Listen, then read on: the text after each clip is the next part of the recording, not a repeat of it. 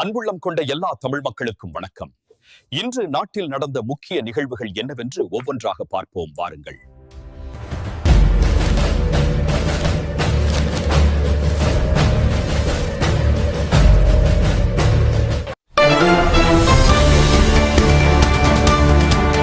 பட்ஜெட்டை கண்டித்து ஆர்ப்பாட்டம்.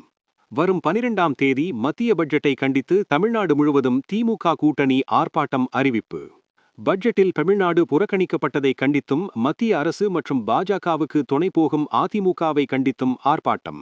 மதச்சார்பற்ற முற்போக்கு கூட்டணி கட்சிகள் கூட்டாக அறிவிப்பு. விருதுநகரில் விஸ்வரூபம் காட்டிய திமுக இளைஞரணி பொதுக்கூட்டம். யூனியன் பட்ஜெட் 2026இல் தமிழ்நாட்டுக்கு 0 என்றவர்களுக்கு வரும் சட்டமன்ற தேர்தலில் நாமும் அதையே திருப்பித் தருவோம். மக்கள் நலனை மறந்துவிட்டு சுயநலனுக்காக மியூசிக்கல் சேர் ஆடிக்கொண்டிருக்கும் NDA பழனிசாமிக்கு இனியும் தோல்விதான். இளைஞரணி கூட்டத்தில் மு.க. ஸ்டாலின் பேச்சு. திமுக ஆட்சி மோசமான ஆட்சி. பாஜக மாநில தலைவர் நயனார் பேச்சு. பத்திரிகையாளர் தாக்கப்படுவதும் கரூரில்தான், 41 பேர் இறந்து போனதும் கரூரில்தான், யார் அடிபட்டார்களோ அவர்கள் மீதே வழக்கு பதிவு, எந்த சம்பவம் எடுத்தாலும் கரூரில்தான் நடக்கிறது, இது எவ்வளவு மோசமான ஆட்சி. IJK மாநாட்டில் பாஜக மாநில தலைவர் நயனார் நாகேந்திரன் பேச்சு. வரலாற்றிலேயே முதல் முறை TNPSC குரூப் 2 போன்ற அதிமுக்கியத்துவம் வாய்ந்த ஒரு தேர்வு நாளன்று ஒத்திவைக்கப்படுவது தமிழ்நாட்டின் வரலாற்றிலேயே இதுவே முதல் முறை. திமுக ஆட்சியில் நிர்வாகம் என்பது எந்த லட்சணத்தில் இருக்கிறது என்பதை இந்த ஒரு நிகழ்வே வெளிச்சம் போட்டு காட்டிவிட்டது. எதிர்க்கட்சி தலைவர் எடப்பாடி பழனிசாமி. அண்ணாமலை கடும் கண்டனம். TNPSC குரூப் 2A தேர்வு மையங்களை அமைப்பதில் திமுக அரசு செய்த குளறுபடியால் ரத்து செய்யப்பட்டிருப்பது வன்மையாக கண்டிக்கத்தக்கது. அரசு தேர்வுகளுக்கான அடிப்படை ஏற்பாடுகளை கூட செய்ய முடியாத கையாளாக நிலையில் திமுக அரசு செயல்பட்டு வருவது வன்மையாக கண்டிக்கத்தக்கது. பாஜக முன்னாள் மாநில தலைவர் அண்ணாமலை. எந்த முறைகேட்டை மறைக்க இது நடந்துள்ளதோ என்று தமிழக வெற்றிக்கழக தலைவர் விஜய். ஏற்கனவே நகராட்சி துறையில் வேலைக்கான தேர்வில் நடந்த முறைகேடுகள் வெளிவந்துள்ளன. இந்நிலையில் TNPSC நடத்தும் குரூப் 2A தேர்வு ரத்து செய்யப்பட்டதின் பின்னணியில் என்ன நடந்திருக்குமோ என்ற ஐயம் எழுவது இயல்பே. இன்னும் எந்த மிகப்பெரிய முறைகேட்டை மறைக்க இது நடந்துள்ளதோ என்ற சந்தேகம் எழாமல் எப்படி இருக்கும்? தமிழக வெற்றிக்கழக தலைவர் விஜய் கடும் கண்டனம்.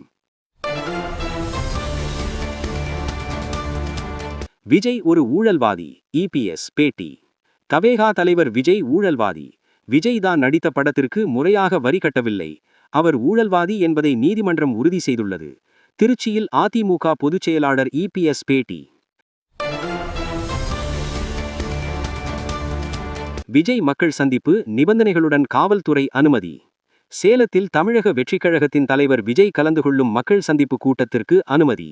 வரும் 13ஆம் தேதி பிற்பகல் 12 மணி முதல் 3 மணி வரை நடைபெறும் நிகழ்ச்சியில் கட்சியினர் 5000 பேர் மட்டுமே கலந்து கொள்ள அனுமதி. முதியவர்கள், கர்ப்பிணிகள், குழந்தைகளுக்கு அனுமதி இல்லை உள்ளிட்ட 40க்கும் மேற்பட்ட நிபந்தனைகளுடன் சேலம் காவல்துறை அனுமதி வழங்கியுள்ளது. பாஜகவின் திட்டமே அதிமுகவை கபளீகரிக்க வேண்டும் என்பதுதான் செல்வ பெருந்தகை விமர்சனம். EVP சந்தோஷ் ரெட்டி கைது. ஷோழிநகரியூரில் உள்ள நிலம் ஸ்டூடியோக்களை நிர்வகிக்க வேல்ஸ் பிலிம் இன்டர்நேஷனல் திரைப்பட தயாரிப்பு நிறுவனத்திடம் ரூபாய் 23 கோடியை வாங்கிவிட்டு மோசடி செய்ததாக புகார். புகாரின் அடிப்படையில் EVP குழுமத்தின் சந்தோஷ் ரெட்டி கைது செய்யப்பட்ட நிலையில் அவரது கூட்டாளிகளுக்கு வலைவீசி தேடி வருகிறது காவல்துறை. அரசு பள்ளியில் அதிர்ச்சி. திருவாரூர் மாவட்டம் வலங்கைமான் அருகே அரசு பள்ளி வகுப்பறையில் பாம்பு கடித்து மாணவன் உயிரிழந்த அதிர்ச்சி. புத்தகங்களுக்கு நடுவே பாம்பு படுத்திருந்ததை கவனிக்காமல் கை வைத்தபோது பாம்பு தீண்டியதால் பலியான சோகம். இதுபோன்ற தமிழகத்தின் முக்கிய செய்திகளை உடனுக்குடன் தெரிந்து கொள்ள நமது ஹர்ஷா ராக்கர் எவ்ரிதிங் சேனலை சப்ஸ்கிரைப் செய்து கொள்ளுங்கள் மற்றும் பெல் பட்டனை கிளிக் செய்யுங்கள். நன்றி, வணக்கம்.